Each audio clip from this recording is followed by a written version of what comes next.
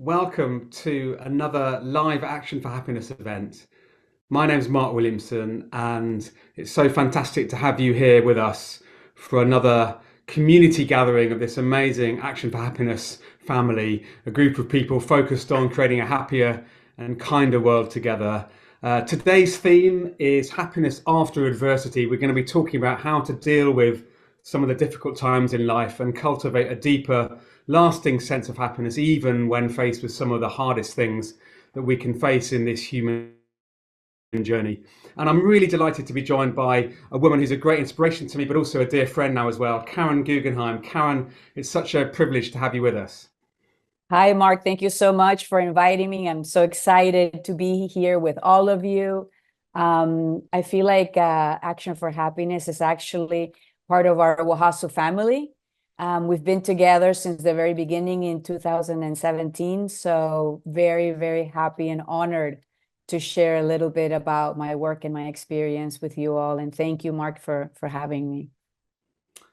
Thank you, Karen. Really looking forward to this. If you're new to one of these events, a very warm welcome. I hope you'll enjoy this experience, and do please feel free to join in the chat where you'll hopefully find it kind and constructive and relevant as always.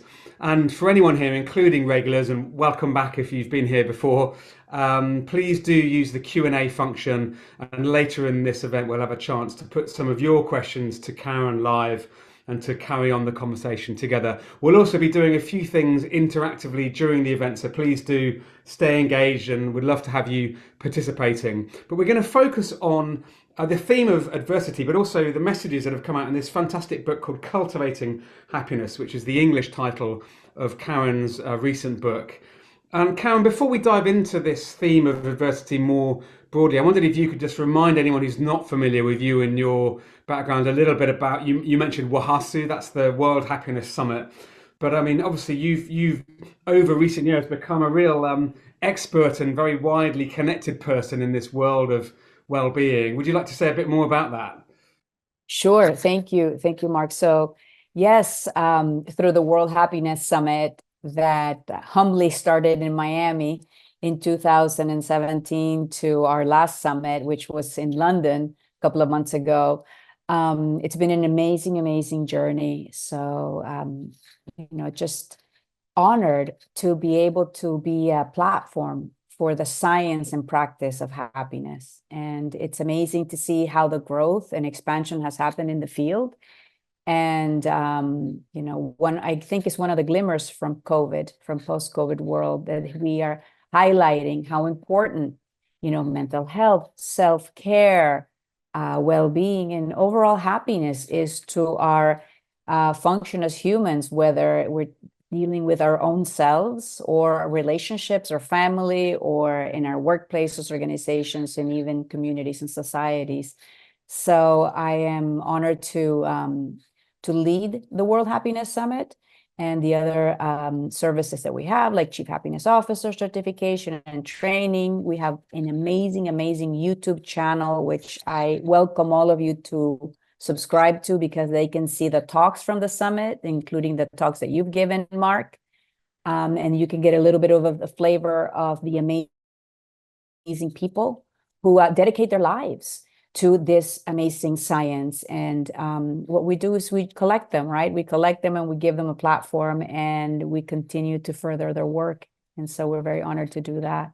Thank you, Karen. Well, we're going to come on to talk about this idea of happiness after adversity. And of course, adversity is a universal experience. We all have challenges and suffering in our lives. It's a theme that often comes up in the amazing talks at your summit. And I would, like you say, encourage anyone here to check out the YouTube channel where you've generously made these talks available to all. And we'll send a link when we send out the link to the conversation here tomorrow to the channel so people can check that out.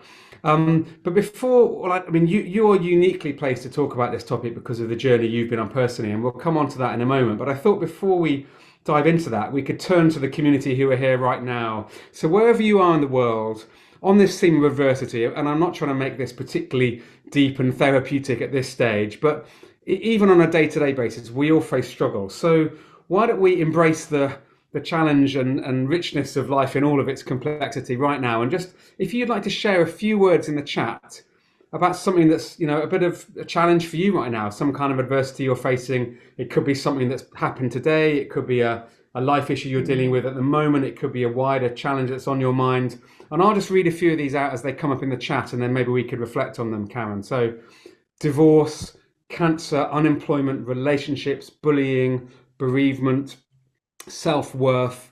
I lost my son. I'm still recovering from burnout. Parenting, living rurally, having IBS, anxiety, losing my mum, working in a hospital, betrayal, failing health, politics, trauma with my daughter, a sick husband, chronic fatigue, challenging work, being a carer, having Alzheimer's, not having children, menopause, and the list goes on and on. But I think even there, Karen, we've seen an amazing array of the reality of the human condition. How do you feel as you see that list? Well, Mark, I'm an empath. So my first instinct is to try to, my heart goes out to everybody who is struggling with these very serious issues. And, the severity of a loss or a grief or a challenge is really prescribed by the individual, right? It's subjective. So what is really troubling to somebody is not to another, and so forth. And so what is universal is that we all experience pain in various degrees throughout our lives. And I think that one of the reasons why, or a big reason, and I know that a big reason why I dedicate my work to promoting happiness at scale is because this is so important to me, for people who are, if you're happy and you come to the summit, it's great and it's wonderful. And when we are happy, it's great. But my heart really, really goes out to people who feel broken, because I've felt broken. I've been broken. And so, it's these steps that we can take that can lead us to happier moments. It's not that life will be happy all the time, but that we can experience through our choices, our efforts, our hard work, to experience life in a better way. And so it is exactly because of these feelings that people are reporting on this chat that I do my work. And I take happiness very, very seriously, because I've been unhappy, and it's not a good place to be for an extended period of time. Yeah. I like that phrase, I take happiness very seriously. That's very much in line with how I think about this. And let me echo what you've said as well. Thank you to everyone who's been brave to share what you're going through right now. And again, my heart goes out to those many challenges that so many of us are facing. Karen, in many ways, you and I are similar because we have the joy of meeting experts in happiness and well-being from all around the world and dedicating our lives to this. But you've been through a level of adversity that I feel grateful to say that hasn't been anything I've ever experienced. And whilst I feel, again, as an empath, an element of challenge asking you to relive that, I know that you've stepped into that bravely in writing this book and sharing your story. And I'd love us to share a little bit of what you went through with this audience, because it's a very inspiring as well as tragic story. But also, I believe that what you've done with your life since gives us frameworks that we can all use, I think, to think about happiness, but also resilience and thriving. So maybe you could paint a bit of a picture of, what led you to happiness, because I know it's a difficult journey. Yes, so I'm going to share how I stumbled into happiness, and I think there's a book called like that. And then I will tell you a little bit about what I learned, right, with having the opportunity to work in this field for almost a decade now. 11 years in March, my husband died suddenly from the flu, and he died. He was young, he was healthy, and he caught a flu, and they made mistakes in the hospital, and he died. That's basically what happened. And within 10 days of getting a cold, he died. And that was a really, really hard experience. I mean, on so many levels, right? Those of you who have experienced losing somebody, it's quite impactful. because it's almost surreal. The shock of the event is so big and out of context, especially when it's unexpected. That so many different things happen. In the chat, we saw different people say they had a divorce, or they lost a job, or they lost a loved one. What I find when those things happen, you lose a sense of identity. So that's another component. So there's grief, right? And there's that, and then there's like, but who am I? Because I've lost my mirror, right? I was a wife with a husband, and I was a mom with a partner who's the father of the children, right? And so that was gone. And the best way that I can describe it is like being a newborn into this world that looks a lot like it was, but it's just slightly so different. And you have all of these very adult responsibilities because you have children. And my instinct was to shut down and to just go, just go inside, but not go inside in a healthy way. Go inside as a numbing, or I didn't want to feel. I didn't want to feel, right? And so in a way, I wanted to die, not to take my life, but to die to life, right? Just to be with myself and with my sorrow, and just implode was the feeling. And I didn't know about the science of happiness, and I didn't know about positive psychology, because my first degree was in psychology, but traditional psychology. And I found it so depressing that I didn't want to be a psychologist. Maybe I would have been a positive psychologist if Marty Seligman had already founded the movement. But so initially I wanted to be numb and dead to life. And then I remembered I had children. And I was like, what? What am I can't leave, I can't leave. And then I thought, okay, I take my responsibility as a mother, like the number one thing I am is a mother, whether now my children are grown up, but I am a mother. And so I said, okay, I have to live for them, for love of them, right? And out of respect also for, my position as a mother and everything that my family meant to me. And then, but I didn't know how to live. And in that moment, I thought, okay, I'm going to be happy. I don't know what that's going to look like, because this was like 2 days after he died. So I was in shock, but it was survival. We talked about this, Mark. It was survival. Okay, it's going to be great. I don't know how, but it's going to be great, because the pain is like outside of my body, and the fear and the anxiety and the whole package, the whole like basket of negative emotions, right? And but once I made that choice, I felt like that was a beacon. I knew where I was going. That was purpose. And so that was what I found out, that I could get to happiness through purpose and meaning, right? And then I started to make decisions that could get me a little bit closer to that. Now, it was not an upward trajectory. It was ups and downs, almost like the stock market, right? But I was trending towards happiness. And in my trending to this goal of happiness, I found out that happiness was inside me, right? So I didn't have to go and look for it. It was inside me, in the same way that unhappiness sometimes is inside me. And I've learned that I can hold two emotions almost simultaneously. Like I can be sad because it's Christmas and my husband's not here, but I can also be happy because there's a puppy with the kids.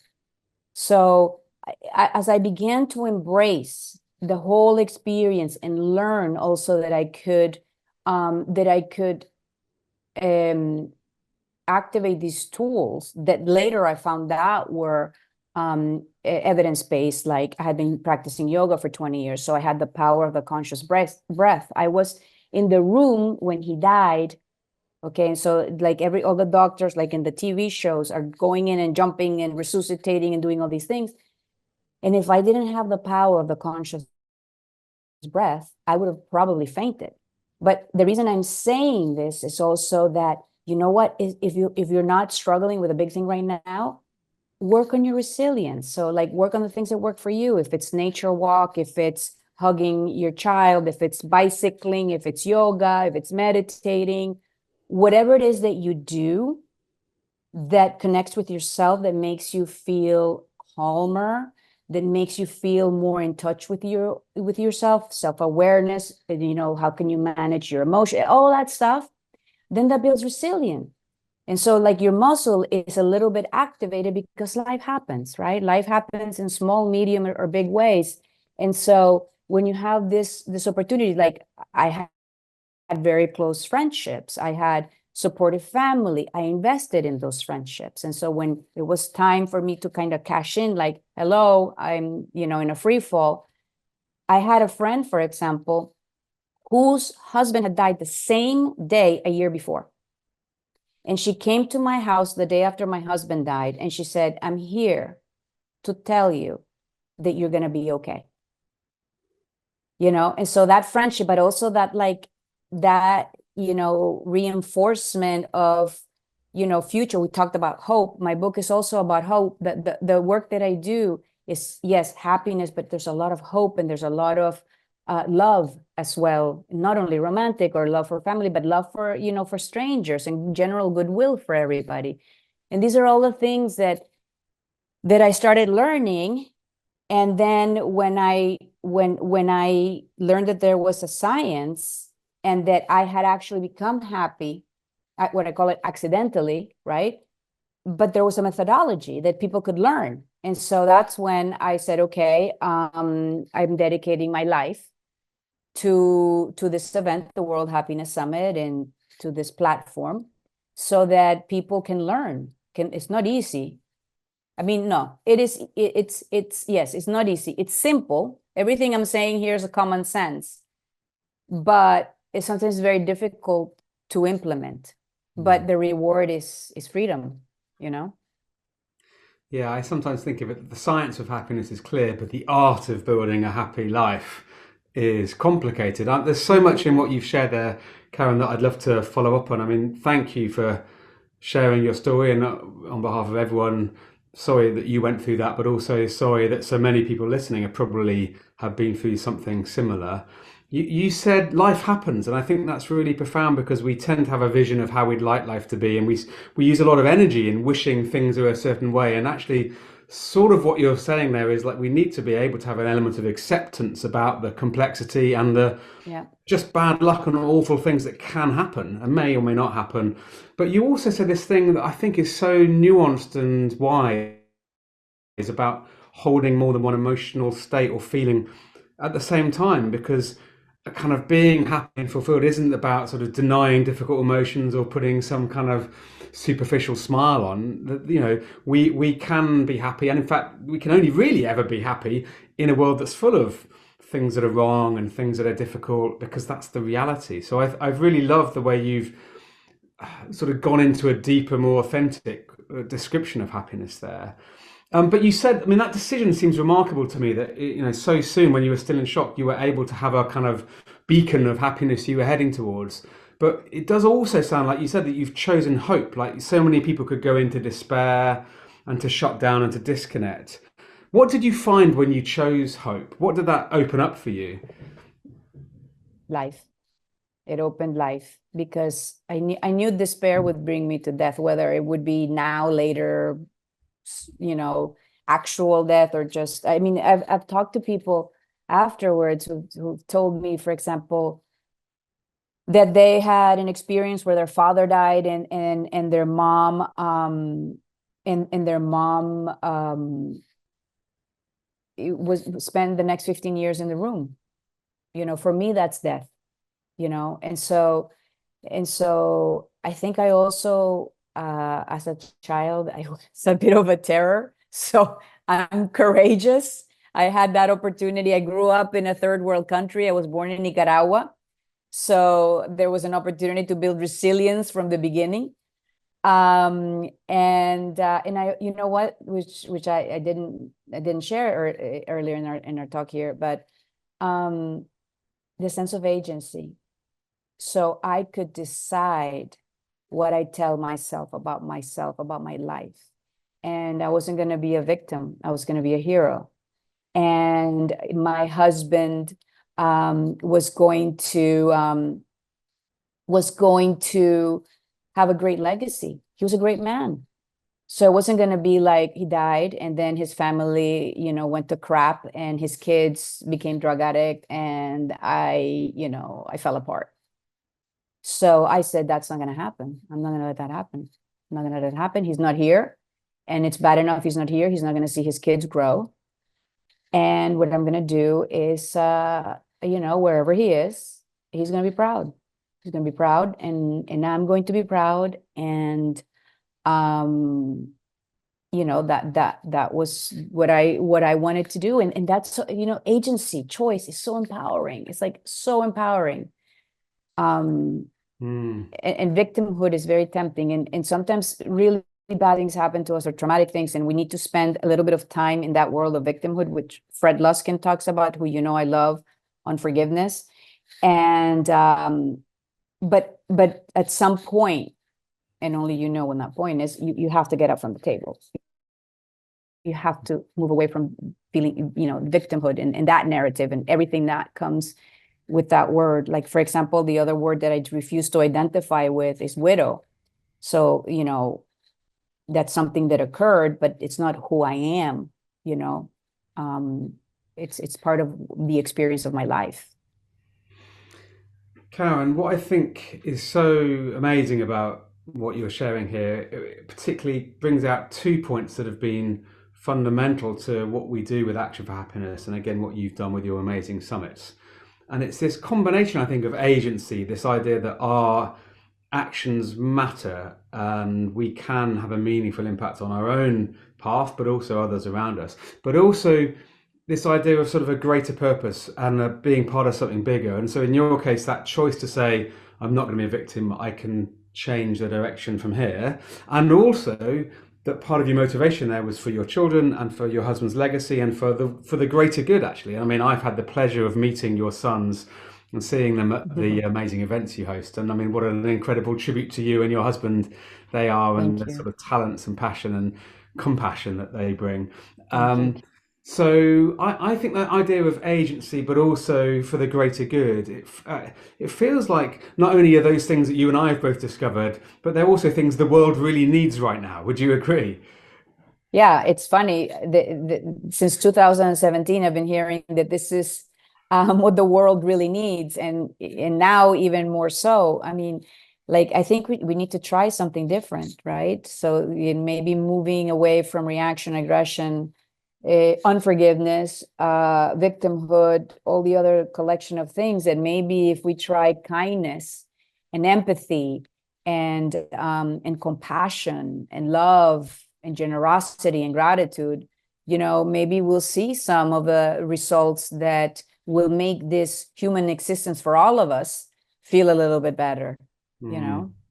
Well, why don't we drill into a couple of those things you mentioned, maybe bring to life with some of the speakers that you've helped highlight. So you mentioned Fred Luskin a moment ago, and I know in fact, I've always been struck at your events that he's always there to talk about forgiveness, and actually, it's a topic that we don't talk about very much in society. And yet, whenever he speaks, I find Fred completely captivating. What is it for you about that?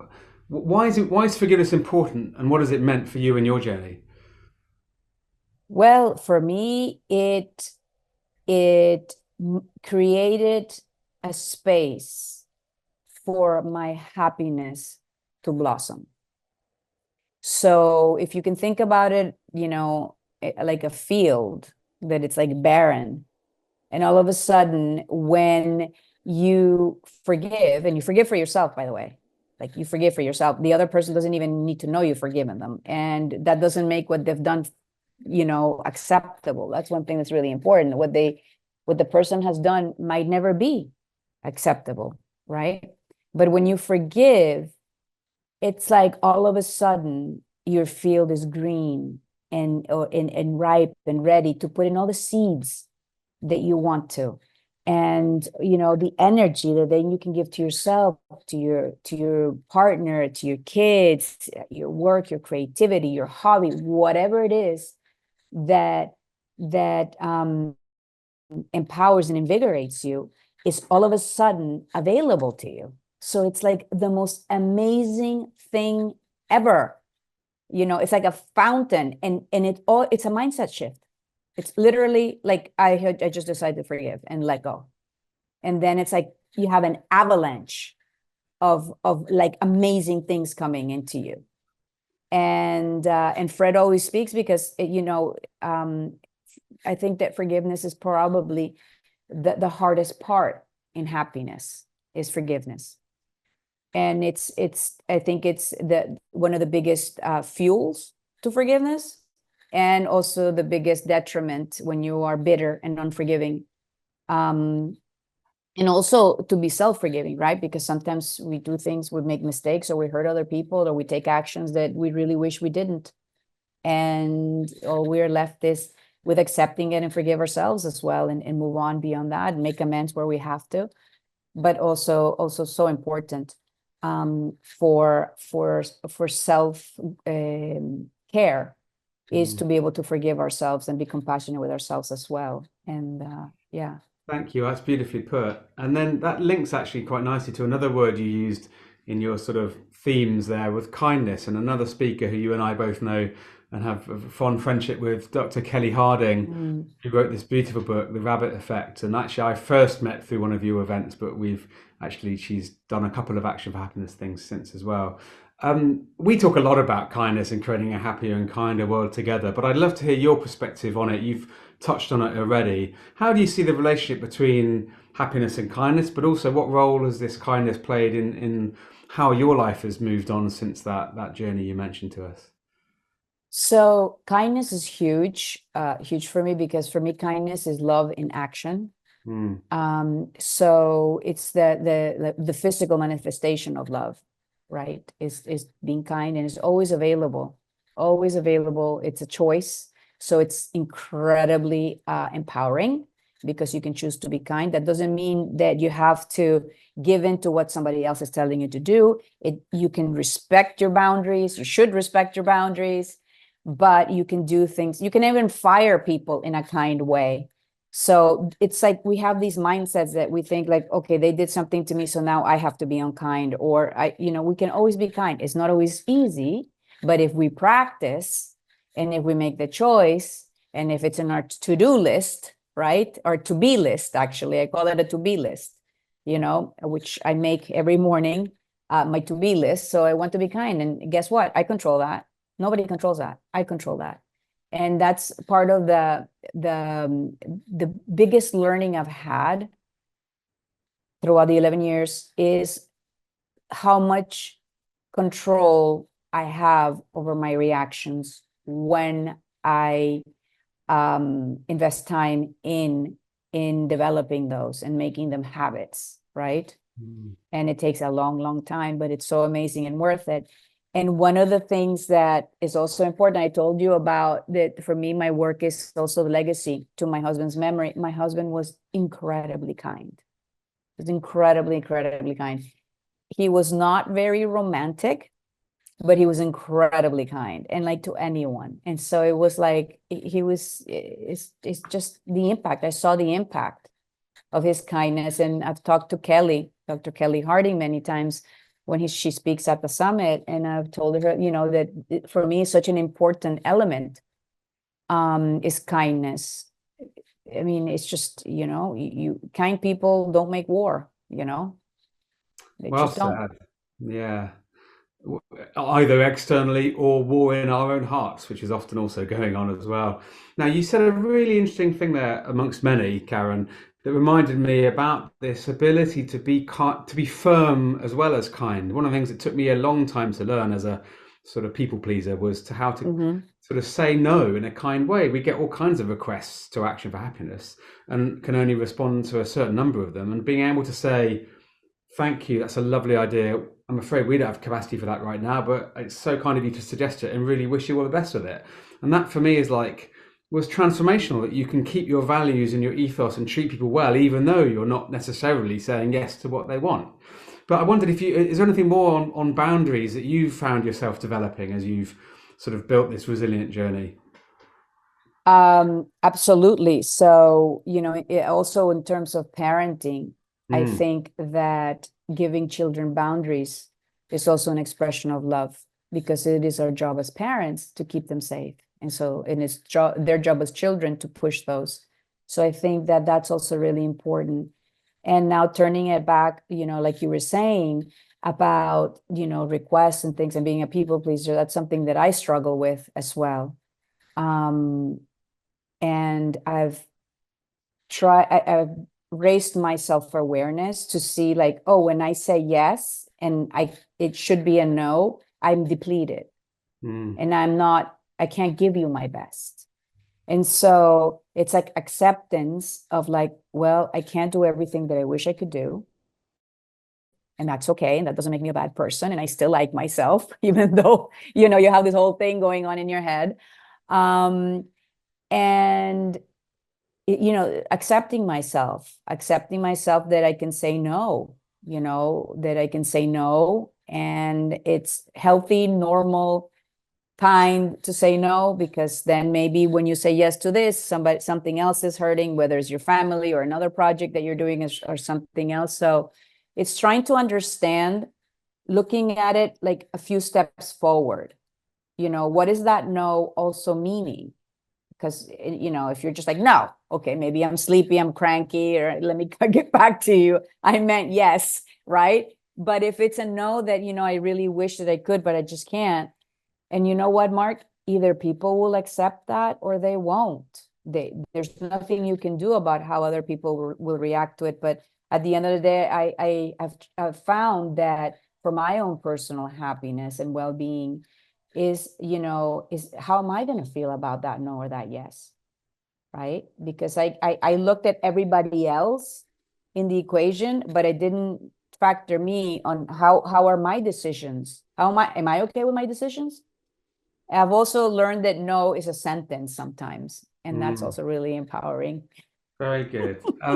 Karen, in a moment, because of course you and I are both very interested in actions and putting this stuff into practice, and I'd love to come to some of your own daily habits. I know I have some things that really help me, and I'd love to hear yours. But let's stay with the big picture just for one more moment. So I had a life-changing experience a decade or so ago now, where I had a really bad pain experience, back pain. It wasn't nearly as severe as the sort of loss that you faced, but it was what I call a good life crisis. It sort of woke me up to what really matters, and I've changed the direction of my life to sort of focus more on, the things that contribute to a more authentic happiness. And I wondered, people talk about post-traumatic stress, which is obviously very often happens, and of course, what I feel you've experienced is a form of what's called post-traumatic growth in the literature. Mhm. This idea of sometimes the worst things that happen can actually be a trigger for a positive change. So I'd love to hear your thoughts on that idea of post-traumatic growth. But particularly, did you find that your whole kind of sense of what matters in life was changed by that experience? Absolutely. And so in the literature, it says that actually post-traumatic growth is more common than Mm, post-traumatic stress disorder. And so one of the key, I'm so happy to be talking to you about this. And that one of the big reasons I wrote the book is one of the key parts to make it a greater likelihood of occurring is to know it's possible, that you can grow. Now, let me tell you, the pain you're going to feel. So you don't get to bypass the pain. It would be so amazing if you could, but you don't. It's just that you grow from it. And so there's five dimensions. One is you become more compassionate to people. So relationships really start to matter more, which I found that out. That's one of the reasons why I do the work that I do. Um, you are also able to look at new opportunities. So actually, after my husband died 4 months later, I went and I pursued a master's in business administration. And so I completely changed the my life. I was in communications, and then I went into business, and now I'm a social entrepreneur. Um, Personal growth. I've done things that I never thought I could do ever, like ever or everness, and I do them even though I'm scared or anxious or nervous or I don't know how I'm going to do them, but I show up and I do them, and I'm stronger than I thought that I was. Also, do you have a spiritual change? So for people who believe in God, that might mean one thing, and for people that don't, it might be something else with nature or with purpose. And then the last thing is a greater appreciation for life. So absolutely, I see that the colors are more refined. Um, Definitely see a lot of a gratitude in nature, and I've been able to look at people and emotions and different things in a more expanded way. So maybe before I was more of a fixed mindset, and now I'm more of a growth mindset. And so learning and realizing that, life is like playing a piano concerto live on stage as you go. And so, we're going to make mistakes. That's a really beautiful description, and I'm just going to try and recap the five things you said about post-traumatic growth there. So becoming more compassionate, seeing new opportunities, sense of personal growth, some kind of spiritual change, and then a greater appreciation for life. Did I capture those? Really, really helpful. And I particularly I'm drawn to that last one. Something I found myself doing a lot more recently is just taking time to say life is really precious and actually so much better than the alternative. And just those little moments with a friend or with nature or just the things we often take for granted, just to stop and think, wow, this is really precious. And you never quite know when the last time I get to experience this will be. And so instead of thinking that in a morbid way, we can think of that in a sort of celebrating what we do have right now, which I just Definitely. find is a really lovely way of reframing. So thank you for inspiring us all to see the preciousness of life. I'd love to come to your daily habits though, Karen. I know you've developed a whole range of practices. We've talked about some concepts like forgiveness and kindness and boundaries. What do you do and what's part of your routine that you find really helpful? So I don't check my phone after 9 p.m. so that I can sleep better. Sleep is really important to me. Very, very important. I'm not good without good sleep. And so I find that if I'm on the phone or checking an email or even a message or anything like that, that'll distract me, and maybe I'll be thinking, even if it's a good thing, I'll be thinking about it and keeping me up. So I don't do that. And in the morning, I don't check my phone first either. I get a nice cup of coffee and I read an inspirational book and I meditate. For me, I pray. So that gives me comfort, but it's a form of meditation and getting in touch with, you know, universal love and goodwill. And then, um, defining the things that I want to see in my life. Like you know, I am kindness, I am love, I am these things that I want to be, right? It's like when they ask me, like, describe yourself, you know, I am a CEO. No, I do that position, but I am something else. And so getting in touch and really owning the I am. And I started also to watch the way I've been very vigilant, the way I talk to myself. Words matter. And so I don't, even when I say, um, I am tired, I catch myself. I'm feeling tired. Like that's a feeling, like that's going to go, but it's not my I am. And so I love Susan David's work on that. It's really important. That has helped me a lot. I also do a tiny bit of yoga every day. So a little bit to get my breathing. So that way my biology starts to like begin the day in a nice way, in a calm way, and resetting. And something I started since my husband died is that I listen to music while I'm in the shower. So that always puts me in a better mood. And that's the other thing that I say, one of the things that I say, don't wait to be happy. Right. And so that meaning that, for example, I don't wait to want to listen to music. I know already that I'm going to feel better when I do it. So I play it even if I'm in a bad mood or I'm tired or I'm jet lagged. So I play it and guess what? I feel better. So I try to have so many of these different conversations within myself that it's like, okay, I don't ask myself if I want to brush my teeth. Like I know I brush my teeth because I know it's good for me. So I don't be like, well, Yeah, I it's don't like it's know a this. non-negotiable that we got to Exactly. clean our teeth every day. Exactly. What's a And yeah, KPI on that, like clean teeth? No, I don't yeah. know. Okay. So I try to equate things like that. And I in the afternoons I also go for about a half an hour walk in nature. So that's Okay. my those are my like non-negotiables. Well, I'm just going to pause for a moment because I also love the wisdom in this community and it's lovely learning from you. Wherever you are in the world right now, folks, what's one thing that's one of your non-negotiables to help support you on a daily basis or when you're facing a difficult time? Let's just learn from each other for a second and build on all the lovely things Karen shared. So if you'd just like to type a few words in the chat about something that really helps nourish you, and we'll just read a few of these out again. So I see laughter, gratitude, swimming, walking, sunshine, garden, singing, candles, CrossFit, music, dog, diary, the ocean, chocolate, um, yeah, being in the garden, forest school, eating, doing Wordle, dancing, my cats, canoeing, friends, family, beach walks, sleep. So lots of similarity, prayer, lots of similarity with what you said, Cam, and also a lot of other joyful things as well. I find myself feeling really uplifted when I see that kind of list. I love it, especially the chocolate. One of the things that I'm also tapping into now and making purposeful space for is fun.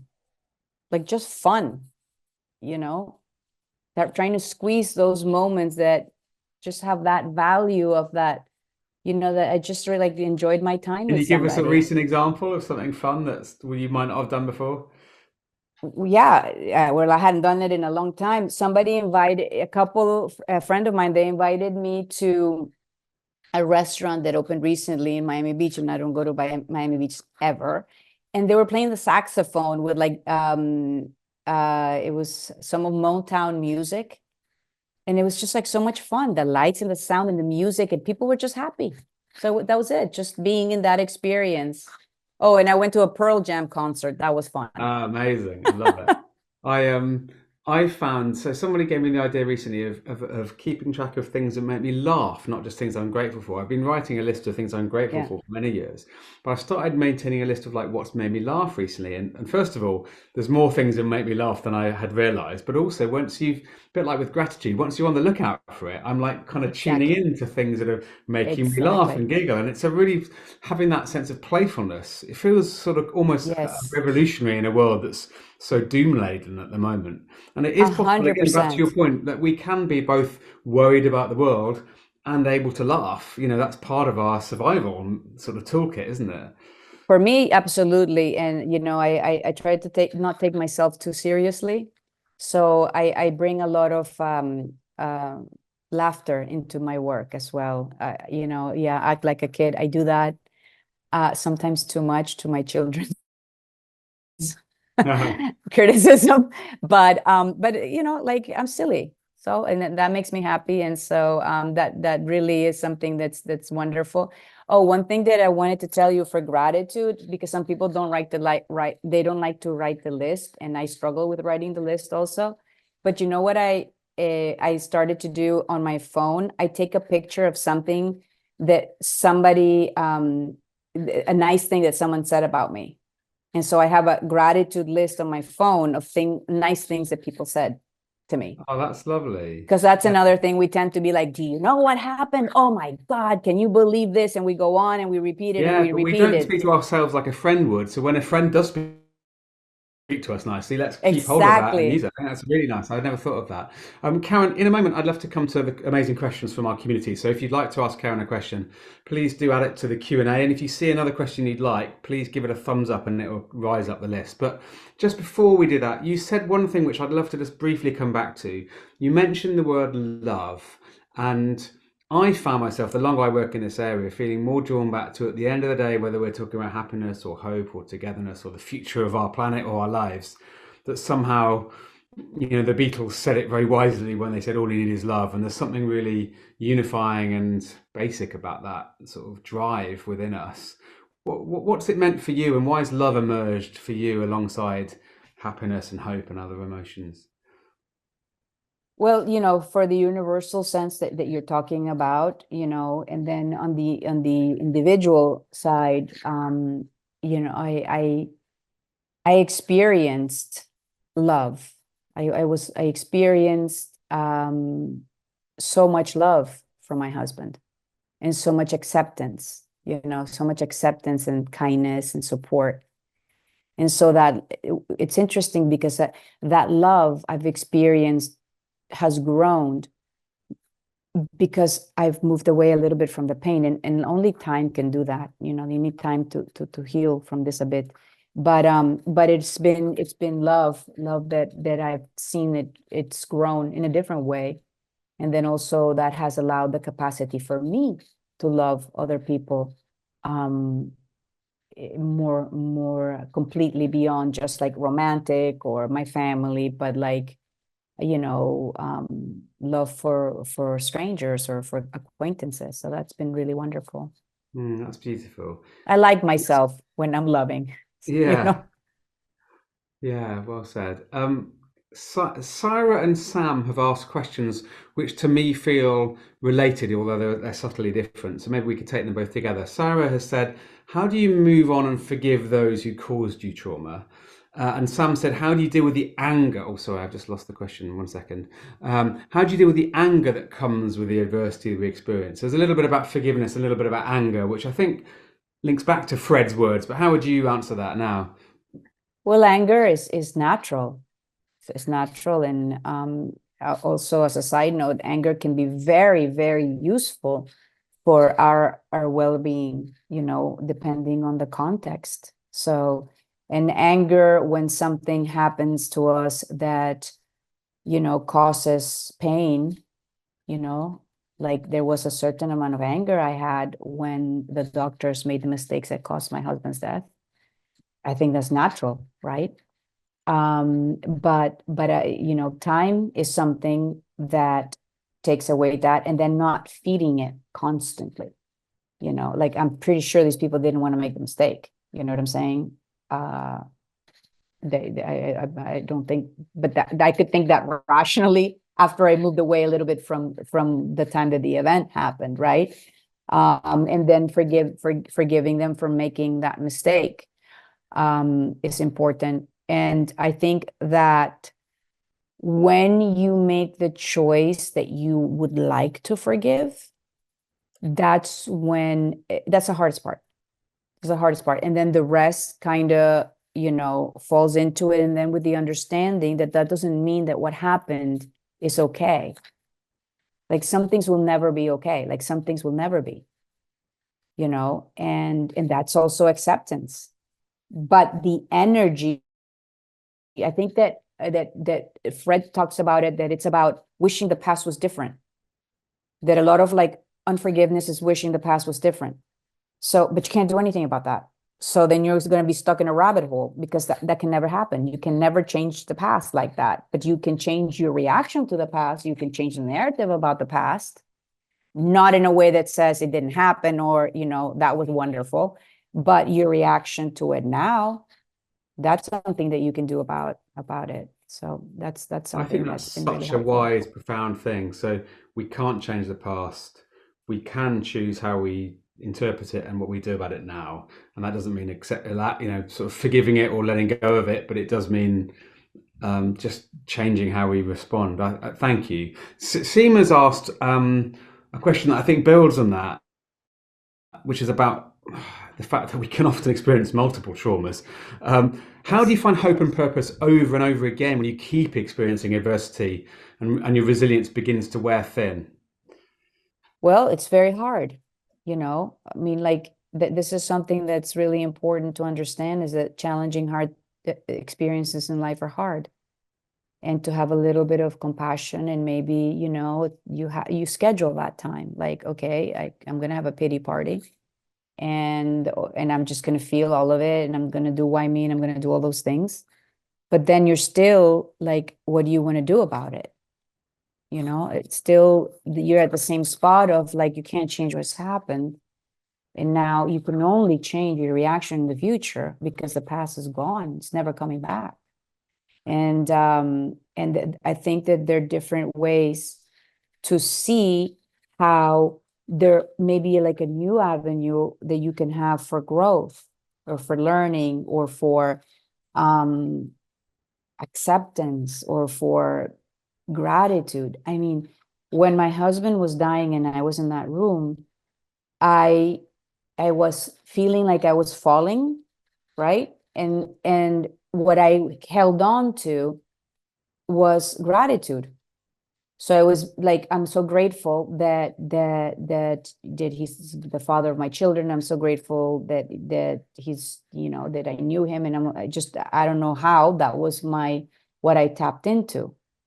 And so one other thing that was really kind of powerful for me is when I told my mother, why did this happen to me? Why me? And she said, why not you? Mm. Like everybody has hardship, like everyone does. And so these things are things that happen in life, and they're hard, and they're sad, they're terribly sad. But it's like feeling the feeling, and then like, is there something in my life that maybe is not sad? Is there something that maybe is neutral, beginning neutral? And it doesn't matter if it's like, but I have a dog, or anything. And then the other thing is, if you're feeling down, call somebody else and offer support and see how you feel. Instead of waiting for somebody to call you, call somebody else, just on principle. And analyze, does that work for you? Did that elevate you a little bit on offering support to somebody else? I really like that. And that, again, this reciprocity that comes with when we're kind, it helps us and helps the other Exactly. person. It was lovely to hear how that other recently bereaved person came and stepped in to support you after your loss. And it also links to this question by Sage that says, do you have advice for supporting our loved ones, especially if they're not in a place where they're ready to try and choose happiness and hope? Sometimes we want this for others, but they're not necessarily as able to see things the way you Hmm. were. What do we do in that situation, Yes. Karen? Well, modeling is great because, usually when they see the change in you, then it's something that they see is authentic, instead of nobody likes to be told what to do, right? So nobody wants to be told, hey, you should go journal, right? Like, stuff your journal. But if maybe you're processing something really hard, and maybe you're now, taking better care of yourself, or your mood looks a different way, that person may say, what's different with you? Oh, well, I've been journaling.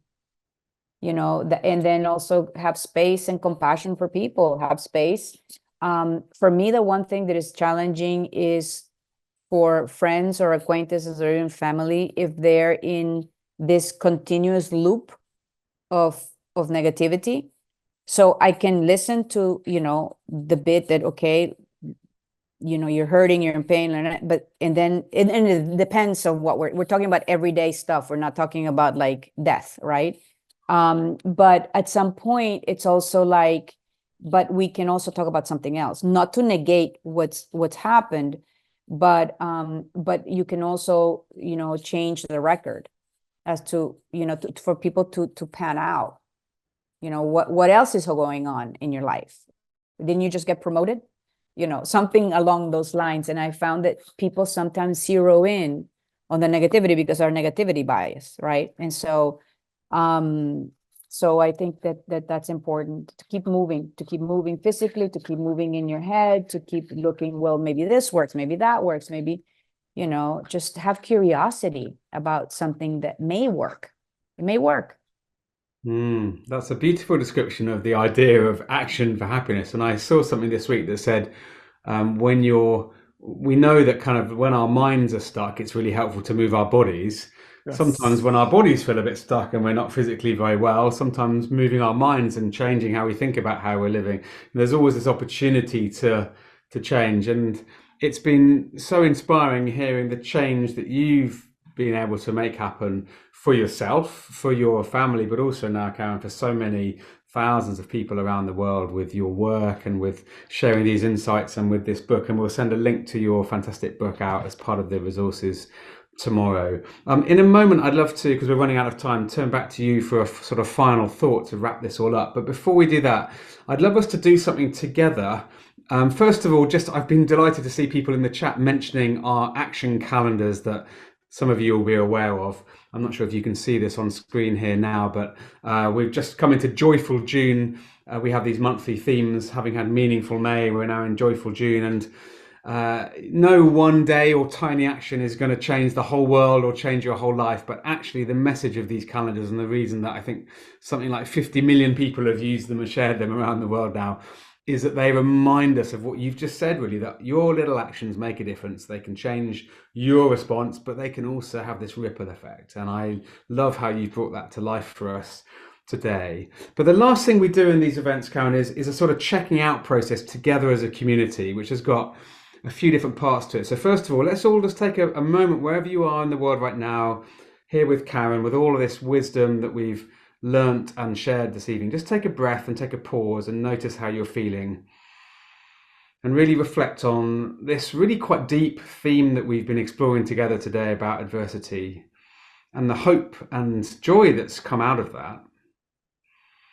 And maybe as you reflect on this, you'd like to think about something that you're grateful for, something you've maybe learnt from Karen, or something that you've been inspired by in the chat, or just by being part of this event together as a community.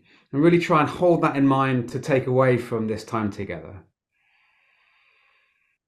And then finally, we're so blessed to be here, to have this chance to connect with Karen, to be part of this kind of community. There are so many people all around the world who aren't able to be part of this and aren't involved right now and really need this wisdom.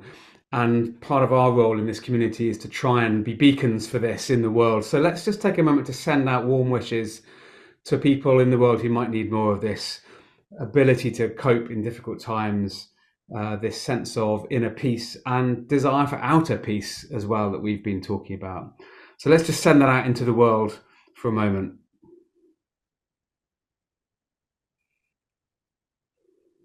Thank you all for taking part in that and for taking part in this event. Karen, I'd love to turn back to you for a final thought. It's been a real joy hosting you and learning from you tonight. How would you like to sort of summarize what we've been saying here? Well, I don't know about summarize, but I'd just like to say that, what I connected with is just so much gratitude for this community, right? Because it's really a community. It's not just people gathering together. It's really people who hold a way of life in the midst of struggles, in the midst of different things that are going on, but how we can support each other and co-create a world that is kinder and happier, like you all say. Keep up the inspiring work, Karen. You have touched so many lives. You've certainly brought so much joy to us here today, and keep up the great work, and we'll see you again soon. Thank you all, and thank you for taking the time. It's amazing, and love all the comments and just the energy from everybody being so generous with their time and their comments. Thank you, Mark, and thank you to the team, and Sarah. Thank you, everyone from Action for Happiness. Thank you.